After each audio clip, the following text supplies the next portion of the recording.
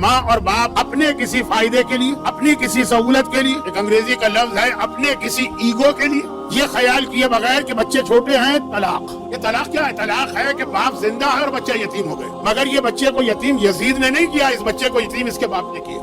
یہ طلاق کیا؟ ماں زندہ ہے اور بچہ یتیم ہو گئے، اور اس بچے کو یتیم کسی ظالم اور کافر اور کسی چنگیز خان اور ہلاکو خان نے نہیں کیا، اس کو اس کی ماں نے یتیم کیا۔ جو ہمارے پرانے زمانے کی عورتیں تھیں وہ بڑے مظالم برداشت کرتی تھی اپنے شوہروں سے، آج کی جو خواتین سوچ بھی نہیں سکتی ہیں، لیکن صرف اپنی اولاد کی خاطر گزارا کرتی تھی۔ کیا ان کو ثواب ملا؟ کتنا اجر ملا؟ وہ تو قیامت کے دن آپ دیکھ کے رش کریں گے۔ لیکن آج اتنی چھوٹی چھوٹی باتوں وہ ایگو پرابلم ہے نا، کہ ہر آدمی جو ہے نا وہ کسی کے سامنے جھکنے کو تیار نہیں۔ وہ یہ عقل دل میں آ گئی ہے، ایروگینس، مردوں میں بھی عورتوں میں بھی، اور کسی سے کمپرومائز کرنے والی چیز ہی ختم ہو گئی۔ گھر کے اندر جس کے ساتھ زندگی گزارنا ہے، جس کے سامنے جھکنا، سوری کہنا، تھینک یو کہنا، اپنی غلطی نہ بھی ہو تو بھی مان لینا، اسی نیچر سے گھر چلتے۔